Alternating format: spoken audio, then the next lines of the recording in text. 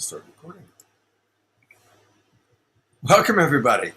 I'm Love Coach Scott Katamas, and I am here with one of the most amazing people. I'm so grateful I get to spend time with Eden Amadora this morning. So welcome, everybody. And for those of you watching live on Facebook, I want to encourage you to come on into our Zoom room. I'll put the Zoom room link up on the page in a few moments. And it's just great to come on in directly, easier for us to interact with you. And for those of you that are in our Zoom room with us, our participants, would love to hear any thoughts, questions. And then finally, those of you watching the replay, because that's most of you, welcome. I always go back and I take a look at questions and things that come in after the fact. So we want everybody to be included. I am going to put the spotlight on my guest, Eden, and tell you a little bit about her. And then we are going to dive into a really wonderful topic: sacred sexuality and erotic health. The woman you're looking at is Eden Amadora, and she's an ordained priestess of the 13 Moon Mystery School. Just completed an incredible cycle, which I'm sure she'll tell us about. She's an archetypal voice and embodiment coach, a ceremonial singer, and a performance artist. She has over 20 years of shamanic and yogic training, and she focuses on sound and movement integration. Eden's work is in service to those who are ready to embody their most essential radiant selves and to express their authentic voices. It's so good to have you with us, Eden. It's so good to be here, Scott. Thank you for inviting me. Tell us about the celebration you had yesterday, because I know it's still very alive for you, and it's a good introduction to your mystery school. Yeah, it was very, very beautiful. This was the 13th out of 13 day-long ceremonies where we celebrated the completion of this very deep devotional container where a small devoted group of women went through a year-long training, priestess training, and initiation with me. This is deep alchemical work, and we're working with different archetypes of the divine feminine. So yesterday was the archetype of the alchemical goddess, which represents changing woman, the rainbow body, the full chakra lineup, and the butterfly emerging from the chrysalis. It was a day of celebration, a day of what we called the Feast of Agape, where we were just in complete adoration of each woman in her mythic archetypal essence and gifting her both in reflections and very, very beautiful gifts that were made to honor the woman's soul essence, not an ego fluffing or a gift certificate for some store. It was like paintings and poetry and just so beautiful, so many heart tears and joy. And for me, it's the highest high. It's like being on purpose, in love, as love, for love, watching these women transmute so many old patterns, so much conditioning to rise into this sovereign, empowered essence that they are for their ripple in their lives, their families, and the world. So I'm just still glowing. I was up very late cleaning up, and I still feel supercharged because it was awesome. It definitely shows your enthusiasm. As you were describing, you quickly used one of my favorite words, which I think is a good word for us to kind of build on in today's topic, and that was the word agape. Would you like to share with the audience what agape love is? You know, there's many forms of love as the Greeks, and I'm Greek, so beautiful. I always appreciate the ancient Greek references. What does agape love mean to you? Yeah, well, quite literally, it's translated as divine love, godly love, sacred love. And this is the kind of love that most humans, like, thousands of years ago, they had this ecstatic love for the divine. They were much more in that reverent, prayerful communion with God, goddess, and that agape love could be shared as an offering from their hearts with others, to be a conduit of divine love, to feel that for the divine and to offer that divine love to others. Another couple Greek words for love are philo. That's brotherly love. That is the love we feel for one another that's platonic and deep and soulful. And then there's eros, of course, that sexy, hot, desirous love, the passion, the chemistry, the desire love. And recently I heard about these three names for love from the Song of Psalms from the ancient Hebrew Bible. And it was very, very similar. There was the word raya for this very deep friendship love, and the word dod for the passion, the hotness. And then this word ahava for devotional, divine, deep, committed, ecstatic love. And yeah, we were in a field of agape and ahava, that devotion for the God, the goddess. And when you asked me to come on and do this call and talk about sacred sexuality, I thought about, well, what makes it sacred? And then this morning, just out of curiosity, because I love words so much, I'm like, what's the like Webster dictionary definition of sacred? And it really does mean of the divine or of God, and with deep respect and honor, sacrosanct. So sacred sexuality is that bringing some of that ahava, some of that agape love into our expression of our sexuality. Hmm. That's really, really beautiful. Um, so I want us to primarily today focus on the new word that I just learned from you, ahava, also known as the agape love. And because there's so much emphasis in our culture on eros, right? And when we think of sexuality, it's very connected to that level, that particular form of love. And that particular form of love is usually quite temporal, you know. It comes and it's amazing and it's so good, and then it changes. And when it changes, people reach out to me for coaching. So Yeah. And me too. They reach out as our lives go through massive transitions. yeah, exactly. I don't get many people coming to me during the honeymoon phase, the eros phase. It's like Right. as that's fading, right?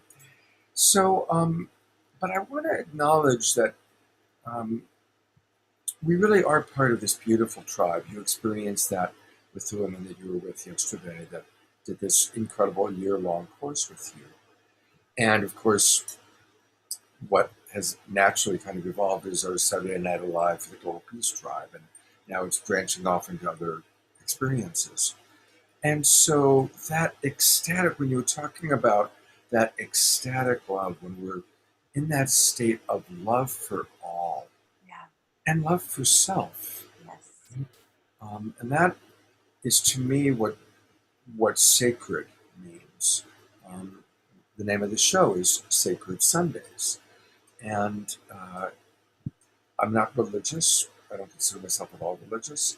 I definitely don't follow a particular religious dogma, but I do my best, and I know you absolutely do, to live my life in a sacred way. And for me, that means seeing the divinity in all. A long time ago, I Absolutely. made my a life goal to see God, to see the divine in everything. It's much easier to see it in Eden Amador than to see it in Donald Trump, just to use an example there. And there it is. There comes the challenge. Like, where is it easy to see the divine, and where is it challenging to see the divine? But I just want to say that for me, that is what is sacred. So then bringing it back to erotic health and sacred sexuality, what are some of the ways, the tools, the practices for us to see our own bodies as sacred, even as we age? And every single one of us is aging every day, um, and to see it in others. Uh, so I'm going to turn back over to you for your thoughts. And Yeah, there's so much you said that I just want to mine the gold from. I read this book called We a little ways back, and it was a Jungian book about just this phenomenon that happens when we fall in love, that eros phase you're talking about, that is so hot. And it's like our chemistry kind of sweeps over us and we're just on fire. And most people want to go for that hit, almost like the high. And all our pop culture, the songs and the movies and television shows and the advertisements are conditioning us to feel like that's where happiness lies and that's what everybody needs. And if you don't have that Disney prince princess romance hot thing, then something's wrong with you. And it's really this incredibly sad illusion and conditioning and spell we've been under as a collective, because that sacred union that we're pointing to, that Scott and I are saying, well, what happens when we're actually with ourselves and or in a relationship that we've been past that high endorphin, whatever, oxytocin dump phase, the honeymoon phase. I think Scott referred to it as the new energy phase of a relationship. New relationship energy, Yeah, NRE. new relationship energy. Yeah, I think we all know that. And, you know, from our 20s, there's that procreation drive too, which interestingly is wired into this kind of survival primal, you know, just that.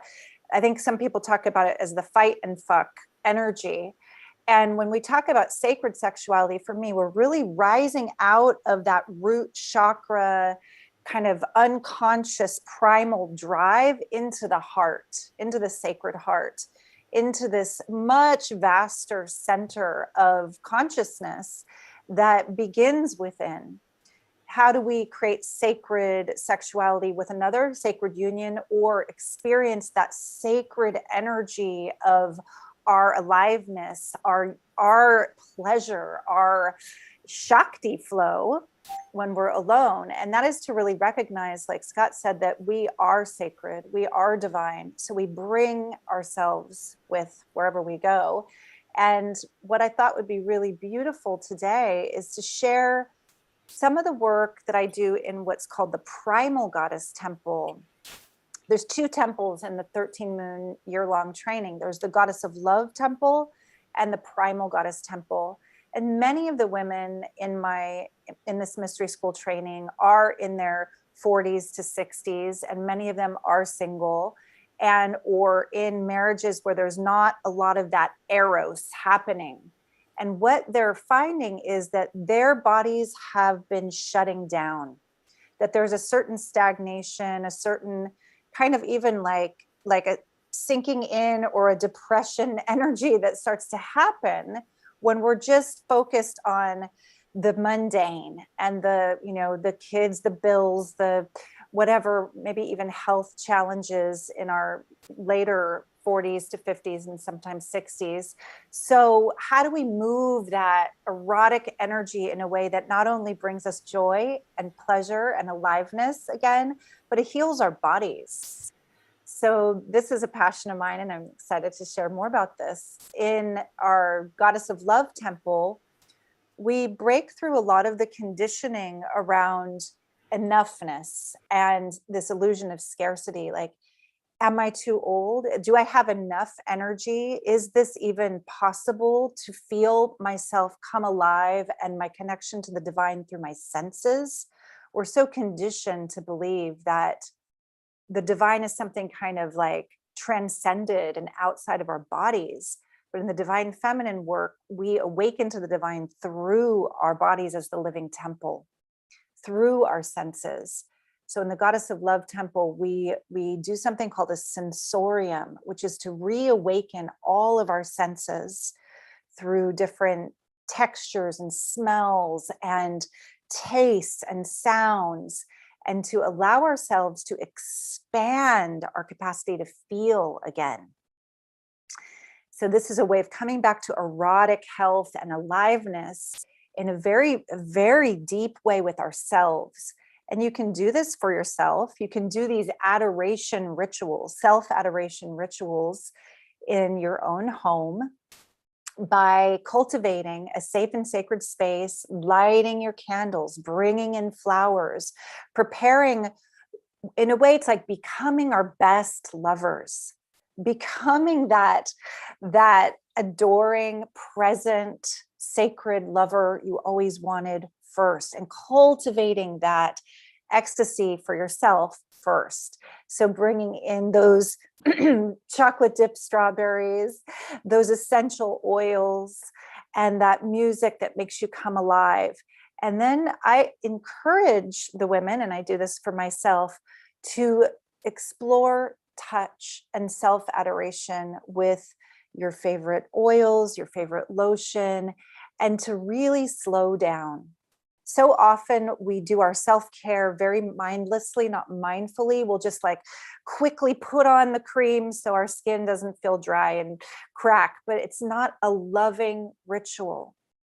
So in your daily life, apart from this more like sacred tantric ritual, to start to slow down and approach your body as a temple, as a beautiful home for your soul, to really see and feel and experience yourself as your best lover, the sacred one.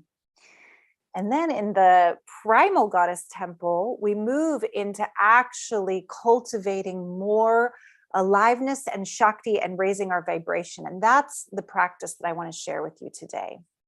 So I want to check in with you, Scott, just around, if you have any more questions before we go into that practice, because it is kind of a deeper inward dive for a moment. So Well, first of all, it's really wonderful to have you here. Thank you. And what I wanted to do before we go into that practice um, is because I also teach self-love and give people self-love affirmations. And what I've learned is for a lot of people, when they're with me, with their coach, it sounds great.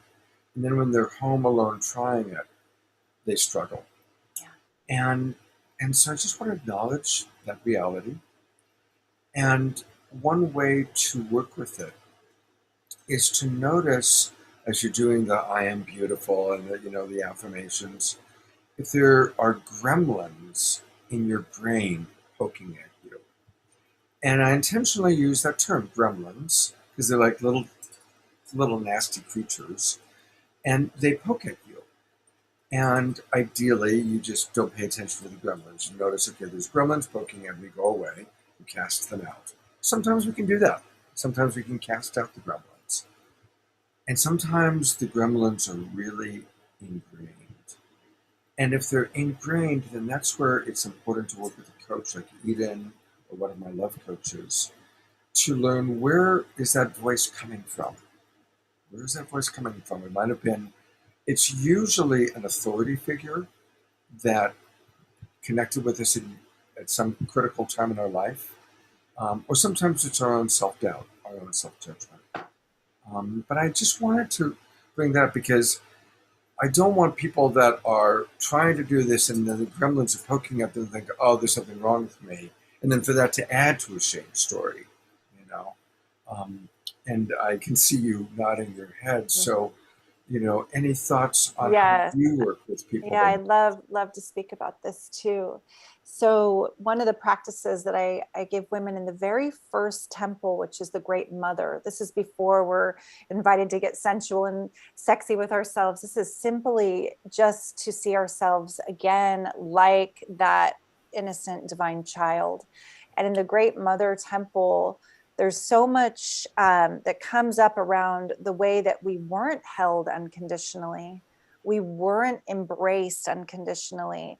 And so before I was saying becoming our best lover, sometimes first we become our best mother to really rewire that, like soothing, like you're precious. And I give women this practice of simply looking in the mirror and softening and emptying with their breath, even if those gremlin voices come up like, this is stupid, I don't like my nose, whatever they're thinking, just to continue to breathe with themselves and just to say, I love you, shadow and light. I love myself, shadow and light.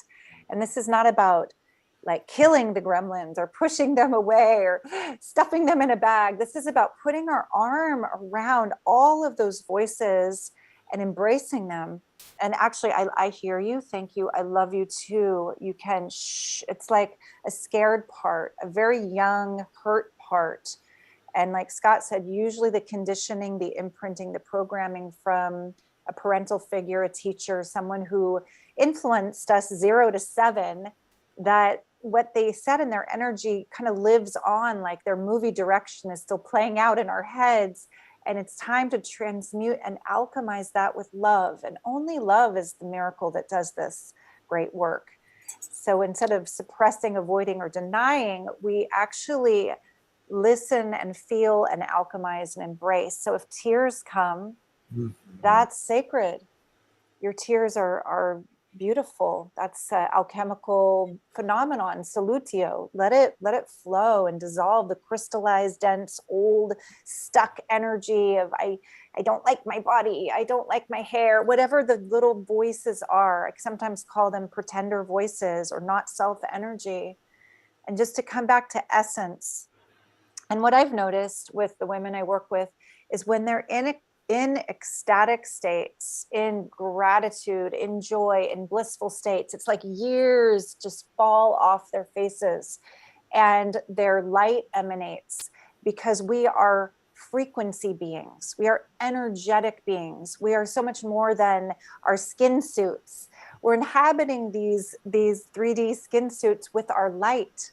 That's why when I think of sacred sexuality, the core of it for me is sharing light. And we're sharing light with the divine, and we're sharing light with another if that is in our path. Otherwise, we are cultivating and sharing light with the divine.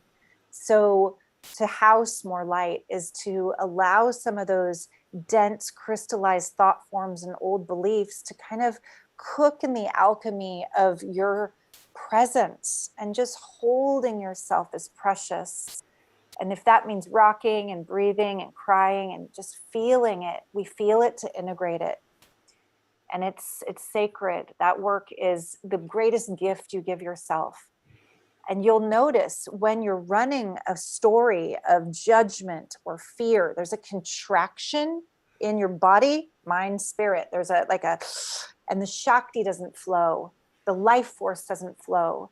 And as soon as it lifts, as you say, I love you anyway, I love you with the cellulite, with the scars, with the pimples, with the grays. I love every hair strand. We come back into this energy where the light shines through us, the energy flows through us, and we start to open the channels again to receive the beauty all around us, to breathe deeper, to feel more ecstasy. It's like we're taking back our birthright, shedding layers of conditioning and veils dropping, illusions dissolving. So it's all part of our sacred sexuality, because I like to think of us as creative, alive beings. And we've been conditioned to think that's separate than sex. Like sex is something you do over there in the dark, but we're creative and alive over here. No, our sexual energy is our creative life force energy. It's your birthright. It's who we are. We've just been under such dense conditioning from church and ancestral shame programming.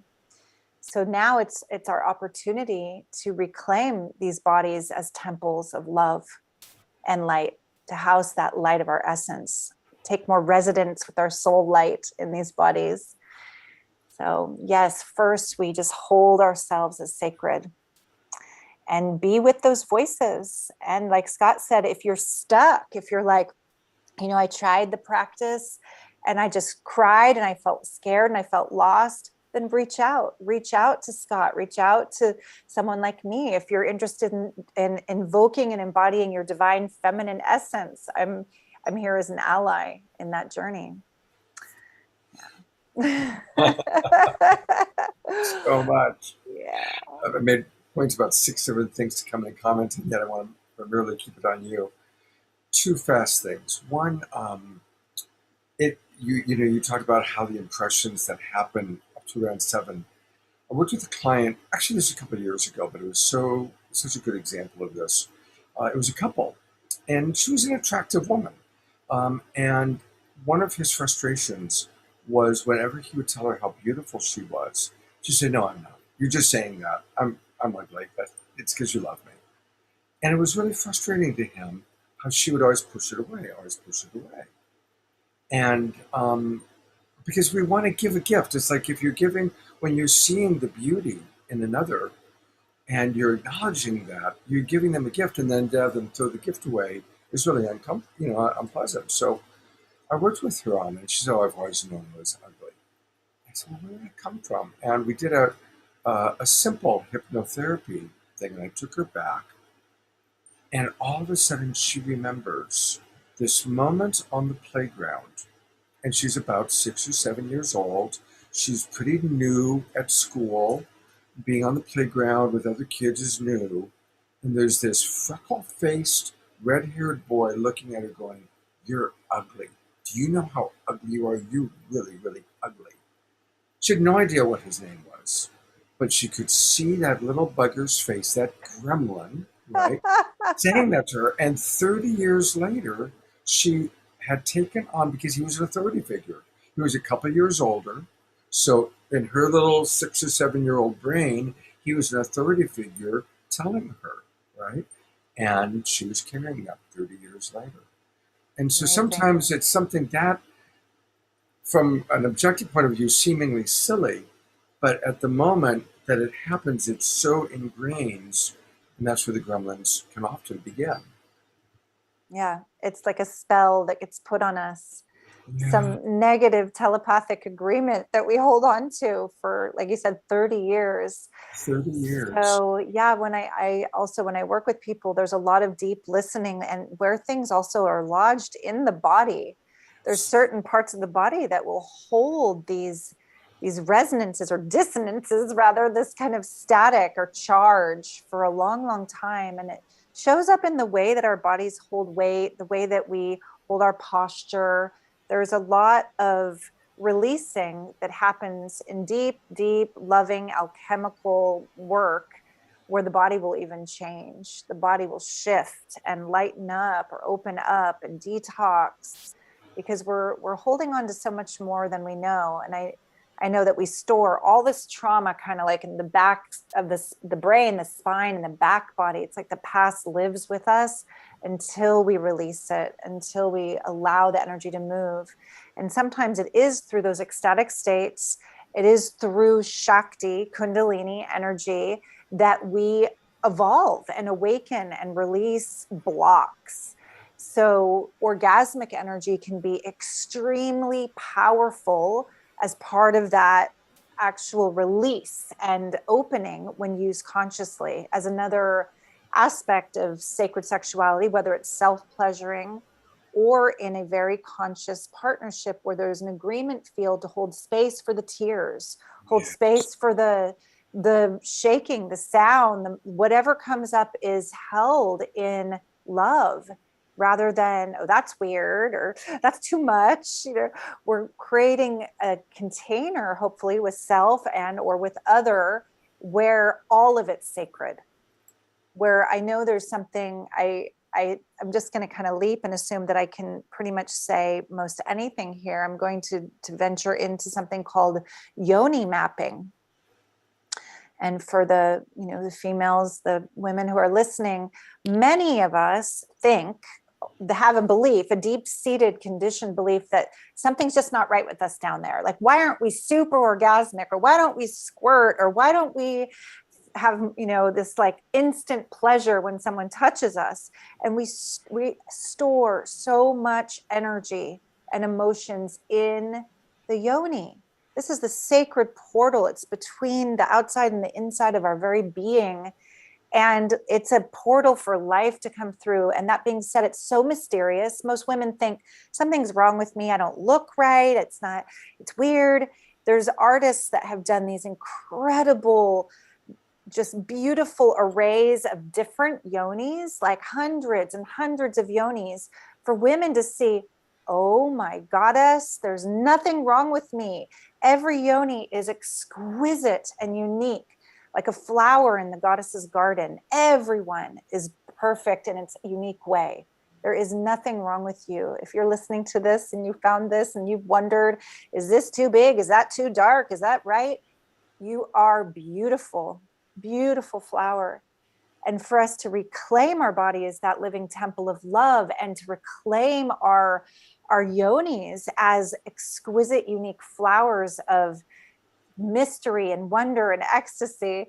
And then to start to explore, well, what does it feel like even just to be touched with no sexual intention whatsoever, and just breathe into the energy there and the emotions block there?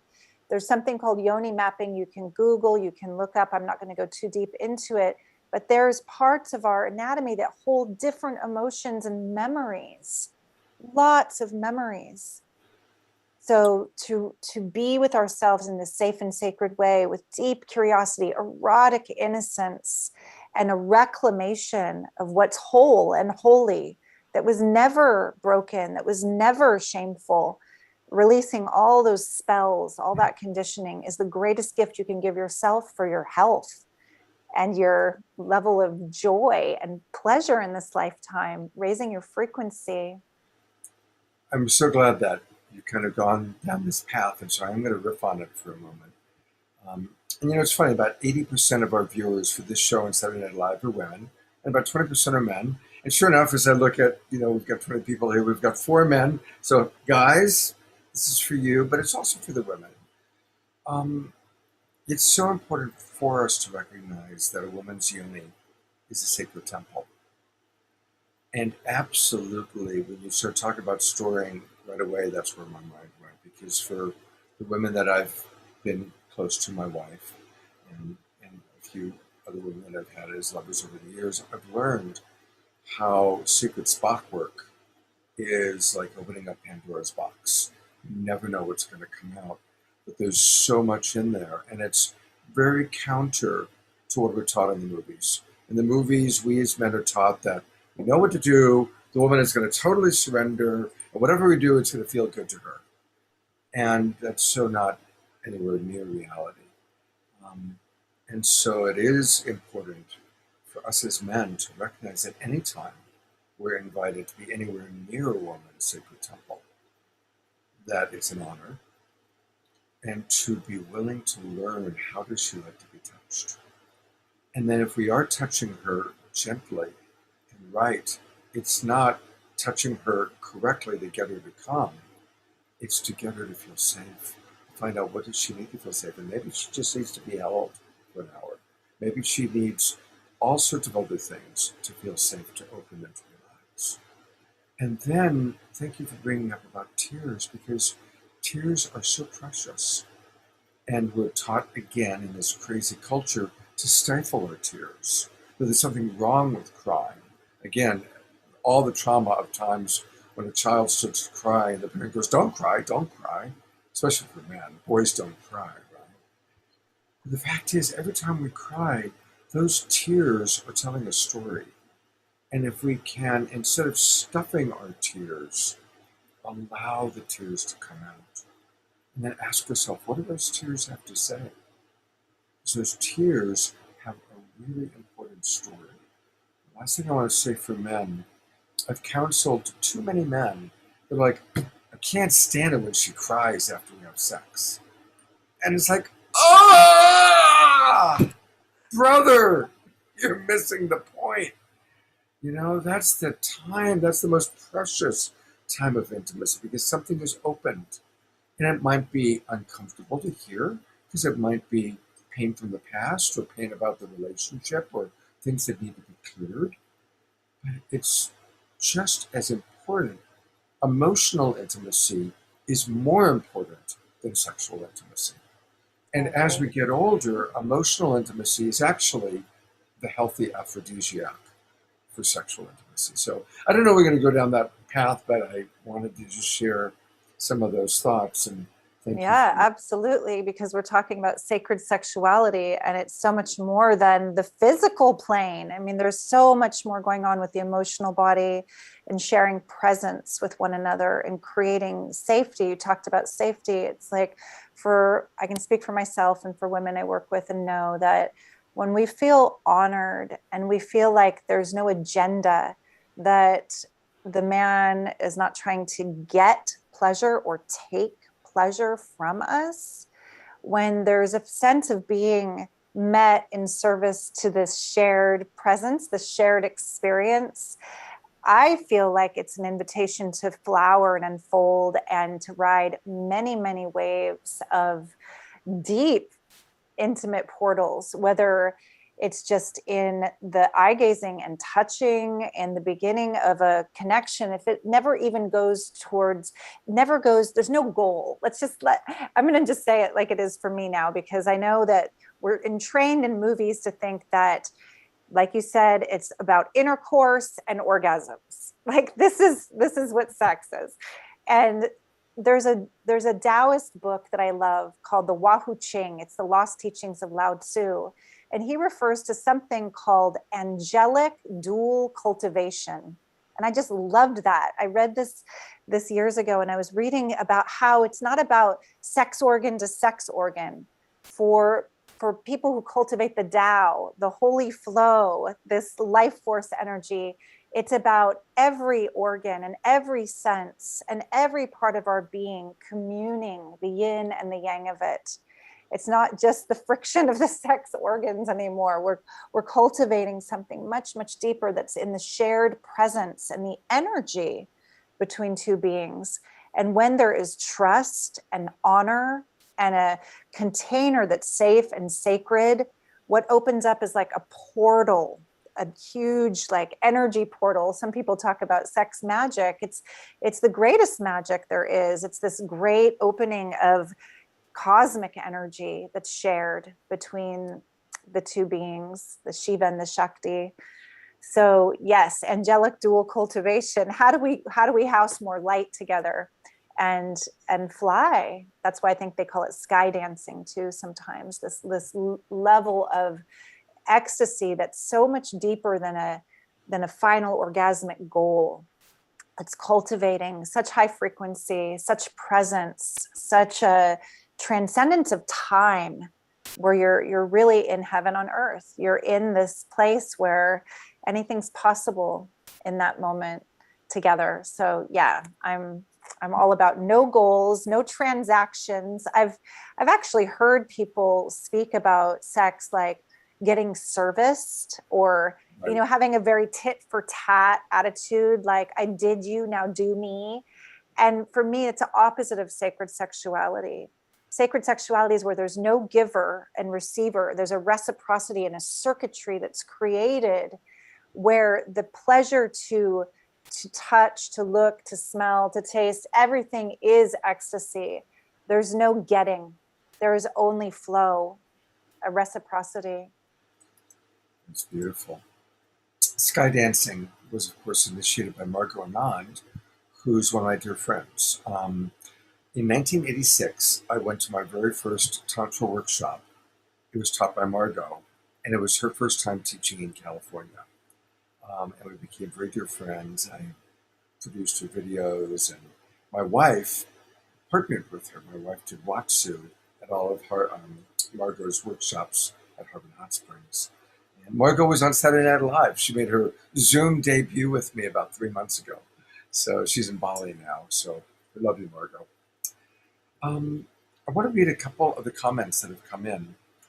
Celeste writes, "We are supposed to cry.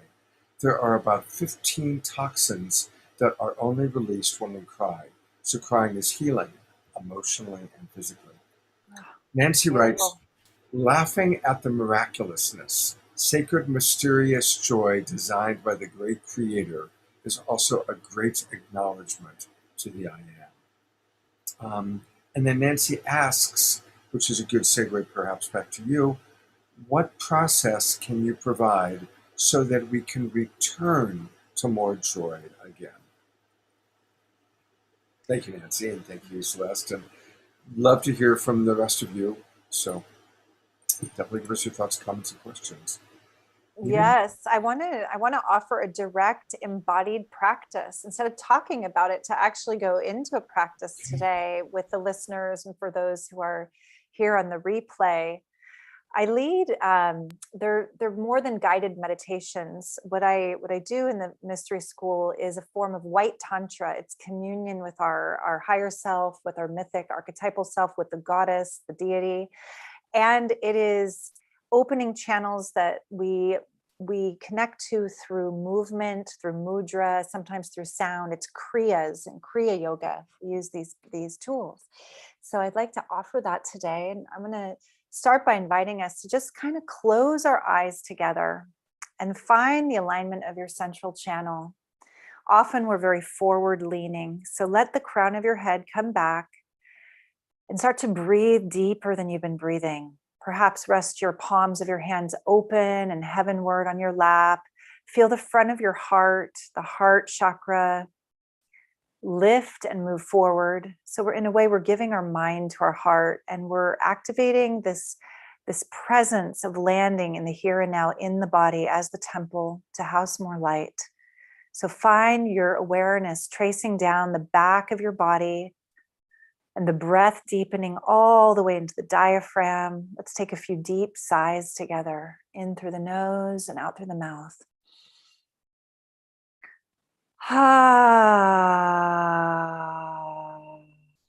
Letting sound clear the mind, calm the emotions, relax the body. 2 more times. Deep, deep breath as if you're pulling it up from the great below, and then fountaining it over with a sigh.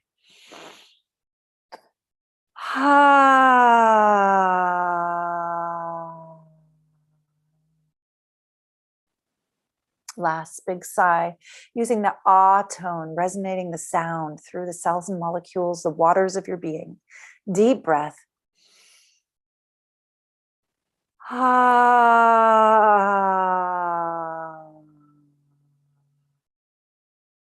Good. Now just letting go of the sound, starting to breathe deeply if you can, just through your nose, connecting your breath and bringing a slight little movement in to your pelvic bowl, as if your spine is like a stirring rod or a ladle, and your pelvic bowl is this beautiful big cauldron or bowl. And just to feel that spiral, starting to wake up the root, the sacrum. Deep breath all the way as if you could light up the bones of your sacrum. And then I'm going to invite you to rock just a little bit back and forth, and notice how, as the tail opens up, as we rock on our perineum, the tail softens and opens. The root, we are safe and contained in a sacred container to relax and soften the root, to come here now in this body fully, allowing the energy to cultivate there, softening the tail. And then as the tail moves back, almost as if you had a primal tail, a big cat tail or a wolf tail, an animal tail that is just kind of flowing beneath you and behind you. As the tail lifts back and up, notice how that undulates the spine and the heart moves forward and up. And there's this connection, this rhythm, this pulse, as the spine starts to open between the heart and the second chakra. And then bringing your awareness, that heart that's lifting heavenward, that's opening as you're rocking. It's opening the meridians in the arms, the lines of light and energy going into the hands, and feeling your fingertips tingling, your palms opening. Bringing your hands of light slowly together in front of the heart, and just rubbing them together and just feeling the connection, the soft touch between the two hands, bringing the hands together. They might feel cool, they might feel warm. You're still rocking. And we're just going to bring our hands of light slowly up to our crown. And this is a self-adoration, a blessing of the light, and just gently caressing down the 2 hemispheres of the brain first, opening, lifting the chin, keeping that rocking in the spine. Deep breath, bringing the hands of light to the brow, caressing down your cheeks, holding your face as if you are the beloved, lifting your face to the light, kissing your own eyelids with this intention and attention, adoration, and then bringing those hands of light and stroking down the back of the skull to the base of the skull. And then coming around to your throat, sacred holy body temple, this precious part of you, your voice, your resonance, this creative channel, feeling the jaw opening softly, connecting to the throat, lifting the chin, letting a slight smile. This is a Taoist practice, a little inner chi smile, just gracing your face. And then I'm going to invite you, as you're holding your jaw softly, like a beloved, just holding your face tenderly, to lick your own lips. And just feel that. Allow yourself to feel the tip of your tongue licking your lips. And maybe if you feel up to just touching the tip of your tongue with one of your fingertips, perhaps the ring finger, the heart line, and just feeling like the innocence of that, the curiosity of that. And then letting one hand of light stay with the throat, the jaw, the lips, and the other one moves down to the heart. And the rocking and the holding of your precious body temple. Deep breath, cultivating this sense of love and adoration, holding yourself as the beloved, sweetness, just letting the inner light amplify as if the light sensitive parts of your brain, the pineal, the pituitary, the hippocampus are lighting up, allowing yourself to contain and receive this light. And then stroking down your throat, let's make another sound, a sweet sound, just like a mmm. And feel the vibration in your throat. Mmm. And it's like that yes energy, that yum, mmm, the sweetness. Letting the nectar of your own saliva come down your throat with that inner smile. Mmm. And then letting those two hands come together at the chest, the high heart. And as if you're brushing and opening the energy there, almost like clearing the heaviness. We've gone through so much collectively. Let's just take a few deep breaths of brushing and opening the heart, the high heart and the heart chakra. And then for the women watching, the energy of our breasts, the energy of this sacred, beautiful part of our being that nourishes and nurtures, connected to the heart chakra. And for the men, your chest, this beautiful part of your body, just holding, expanding into that with your hands of light. And then we're going to come right down and just caressing intuitively around your sacrum, or excuse me, your solar plexus, down to your organs, letting your spine move and rock and undulate and spiral, opening up, and all parts sacred, all parts moving into the back body. And especially any part that the energy has felt stuck or dense or tender, or any part that our thoughts might have been unkind to, like, oh, I don't like that role or that extra weight, just holding it and feeling the touch as pleasure, activating the aliveness in that part again, receiving your own touch, breathing.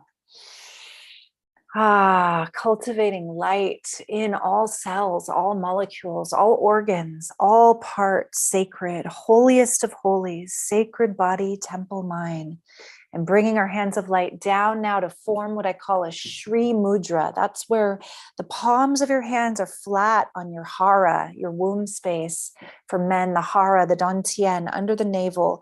The thumbs come together and we form a triangle with our 4 fingers over the pubic bone, and just rocking and feeling for the women, the honoring of the womb space, the organs, the ovaries, the fallopian tubes, bringing breath, rocking on our perineum. The men, sending the energy down into the gonads, into the sexual organs, just feeling that cultivation of light. And you can find yourself intuitively spiraling or rocking, and feeling this light that's come in through the crown, through the blessings of your own hands of light, your own adoration, all the way to the root, and pouring through the hip flexors and hips and glutes, down through the thighs, past the knees. If you want to take your hands of light and just bring them down, and feeling the thighs, feeling the knees, brushing down. If you're sitting in a way, you can bring it past the knees, the lower legs and the feet, all parts sacred, every toe tip, a little chakra opening. And for a moment, just feeling the soles opening, the palms are open, and you can bring your hands of light to somewhere to rest. It could be on the body or on the lap, feeling again the crown lit, the back body lit, and the central channel just flowing, and the movement by maybe a little more subtle now. Deep breath and just experiencing the cultivation of Shakti flow, energy flow, chi. In Native American shamanism, it's called orende. And this beautiful shamanic teacher I had said, the level of your orende, your sexual energy, is directly connected to your power as a creative being. So just allowing yourself to expand. Breathe and receive the blessings of this light in every part of your body temple. And then let's seal it by bringing your right palm of light to the heart chakra and your left to that dantian, the womb space, the hara, below the navel. And I'm just going to give us a little bit of sound here, and you can just receive this.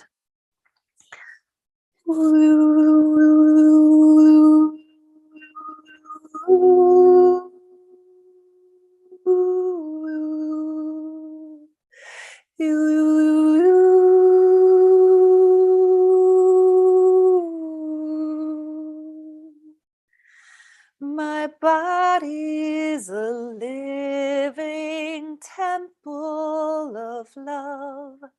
My body is a living temple. Feeling that as your body is a living temple of love, of light, of peace, of truth. The sacred ahava, this agape love, this divine love starts within. So we cultivate it, we shower ourselves with it, we emanate it. And let's seal this by bringing both palms together in the mudra of namaste in front of the heart. And just bowing our chins and feeling this frequency of joy, gratitude, presence, perhaps even bliss in the body. And wherever you are is perfect. If it's just this feeling of, I am here now, with all that is arising and loving every part as it's arising, then you're giving yourself such a gift of alchemy, of sacred presence. And I bow to you in deep honor and deep, deep love. Taking another deep breath, and then we'll slowly, slowly come back and open our eyes. Yeah. I bow to you, Scott. Thank you for the beautiful work you're doing here, all the people you're touching. Wow, that was awesome. I really felt my tail. Thank you for that. I was like, wow, I have a tail. I really got into that. That was really great. And Yeah. it was also sweet to, the direction, the safety, to touch my tongue with my finger. Well, I haven't done that in a long time. Yeah. Well, in the advanced version, I can give us a little insight. Your mouth and your tongue, especially for women, and I work mostly with women, it's like this holographic as above, so below. And as we activate our pleasure in our lips and in our tongues, we can feel that the connection between the tip of the tongue and the clitoris, the labia and the lips, the larynx and the cervix, the throat and the vaginal canal, the jaw and the pelvic bowl. So all the tension that we hold in our jaw, and that it's a reflection of that tension in the womb space, the pelvis area. So as we start to cultivate and open up the throat, the voice, the Shakti that flows through sound, through ecstasy and pleasure in this area of the body, it's directly connected to the Yoni and to the pleasure and ecstasy that we can cultivate in that area of the body as well. Beautiful. Two thoughts, and then I want to read some of the comments. For men, since we're talking about how to open up, it's so important for us to open up our throats. Because again, there's a direct connection between our throat and our genital pleasure. And especially when we practice Tantra and we learn that it's not about ejaculation, we want to hold the ejaculation, opening our throats and allowing ourselves to just have sound come forward helps us to move the energy, keep the energy running. Another thought that came to my mind when we were doing a little tongue thing, I had the pleasure of interviewing Goldie Hawn a while back, and she's all about returning to innocence. And her earliest memory was being so little that she could get her toes into her mouth, right? and that early memory of innocence and the play of her body, the play of the sensuality and the innocence of being that her little toes get into her little mouth, right? That she realized that was her earliest memory, but it also set the standard for a life of wanting to return to innocence and stay in a state of innocence, which is interesting because a lot of her movie roles, she kind of has that, eternal innocence. And I thought of that when I was doing little tongue and finger things. All right, there's some really wonderful comments. Um, Elger writes, "What a beautiful goddess. Thank you for this nice healing session from such a beautiful medicine woman. I feel deeply grateful to be with you." Patricia says, "Thank you." Nancy says, "A glorious gift." Scotty, "I do love that we have men with us. That was awesome, for sure. I loved it. What a gift today." Nancy writes, "Totally divine." Another man, Jay Mayer, who created Light Touch, writes, "Sacred touching. So important. Why didn't they teach us this in school? Touch and affirmations, a winning combination." Um, Deborah Haviland says, "Beautiful session. Thank you." Um, Nancy says, "I would break my knees and hips if I tried to put my toes in now."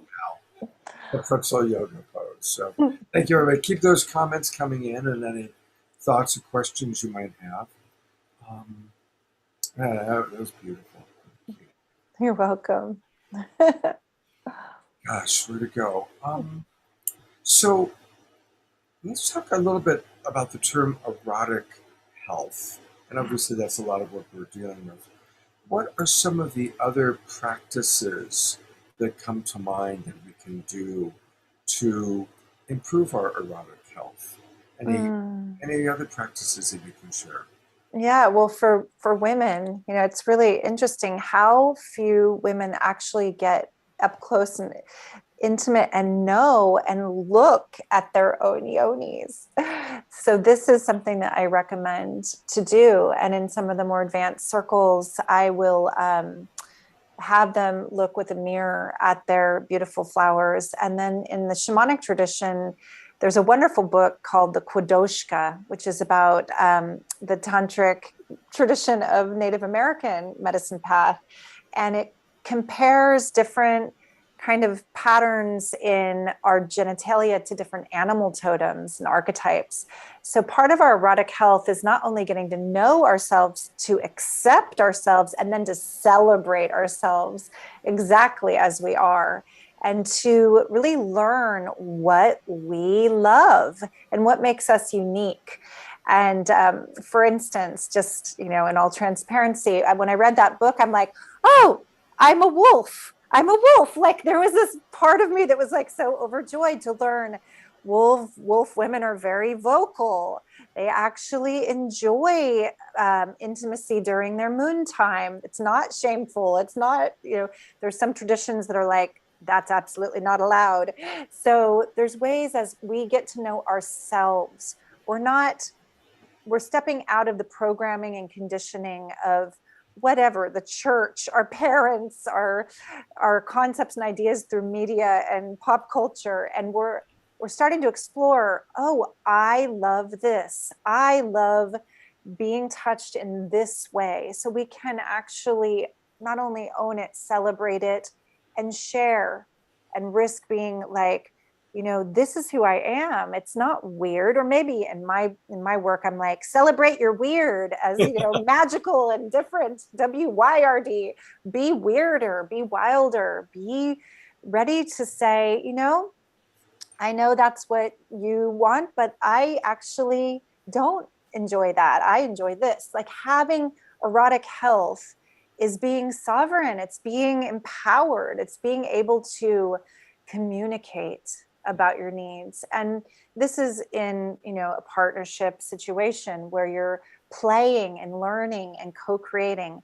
And then when it's about ourselves, cultivating erotic health for me is so much about moving the energy, and that energy that sometimes, as we've already pointed to and spoken about today, it's that those old heavy beliefs, those not self gremlins, as Scott calls it, that we can free ourselves up and discover. There is a practice that I'm going to speak of that I discovered after I had a very, very trying experience. I had a dark night of the soul earlier in my life. I had a massive Kundalini experience that left me kind of shattered in a way that I had to rebuild and reweave myself. And I was intuitively guided to use my sexual energy to heal myself and come back in to full embodiment. So basically, the practice that I cultivated was to cultivate the pleasure, starting from the pleasure center, but then to move it through my body with self massage and touch, and to actually cultivate this kind of almost orgasmic energy, but without releasing it, and then bringing the touch to the different chakras and finding that same current of energy in the chakras where the orgasmic energy, the sensation of orgasmic pleasure was starting to build everywhere I touched. So I'm talking about the throat, the third eye, the crown, the heart, up the central channel. And then to do self massage, to bring that energy through the body and to cultivate this incredible movement of Shakti, of pleasure or orgasmic energy, where it's not isolated to the clitoris or the G spot, the Yoni. We have so much more pleasure than we know, than we're taught in all of our body. We can be multi-orgasmic on multiple places in the body, erogenous zones. So this is a practice to play with by yourself if you are currently not with a partner who's game to experiment. You can cultivate this level of erotic aliveness and move energy in your own body through pleasure. Beautiful. I actually, again, studied with Harley Swiftier a long time ago when he used to love. Yeah, so did I. Okay, yeah, and kind of that's where first he had, as you know, the diagrams of the different yonis and the different lingams, and then helped people understand how different lingams and different yonis could fit together or not necessarily fit together so well. Um, so that's very cool. Yeah, and we're programmed or we're conditioned. Some of us, unfortunately, not so much myself, more men that I know have been conditioned by pornography to think that, oh, a yoni should look like this, like a porno pussy. And when you study Qudoshka, the swift deer kind of diagrams of all the different yonis, there's only one kind that they usually would have as the porno pussy, which is the deer woman. And the deer woman has very little outer, very little labia showing, and she's very deep, but she's very kind of contained on the outside. There's not a lot of flowers showing. So that's like a porno pussy, right? It's a Barbie pussy in a way. Excuse my language, but I'm just going there. I'm going to just say it like it is. And so then the porno man is like the bigger the better. And that's a horseman. So a horseman and a deer woman, they're like our porno people, but that's not reality. That's not real life. And that is actually not like, celebrating the unique and beautiful way that we're designed. So deprogramming from all the porn is essential in sacred sexuality as well. Two important things. Yes, and the tragedy, Eden, is that almost all boys, their first sexual experiences for the first 5 to 10 years of their life are masturbating to pornographic images.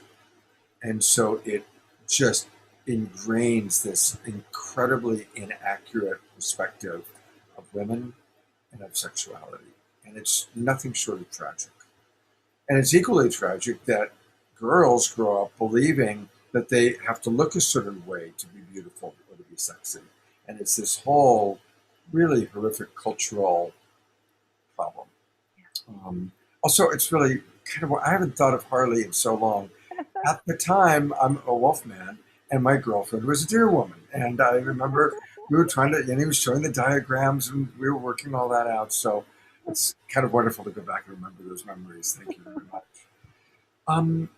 I know we're winding down, and so I want to let people know how they can, because I'm seeing Dia, by the way, writes that your practice today has changed her life forever. Wow. I'm So so honored.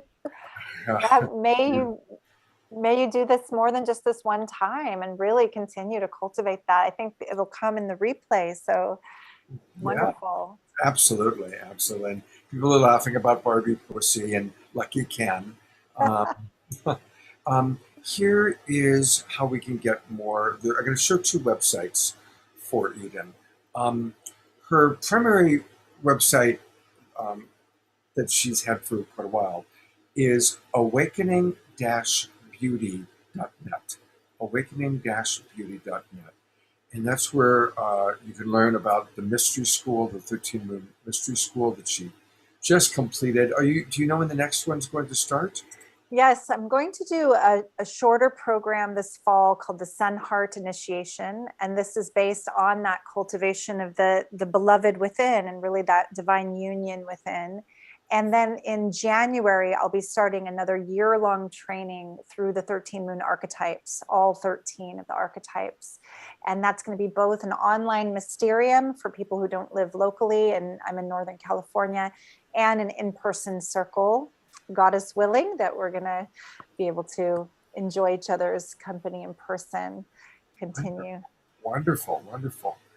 I want to take people to a second site that is under construction, but it's important. This is her name, Eden Amadora, EDEN AMADORA, EdenAmadora.com.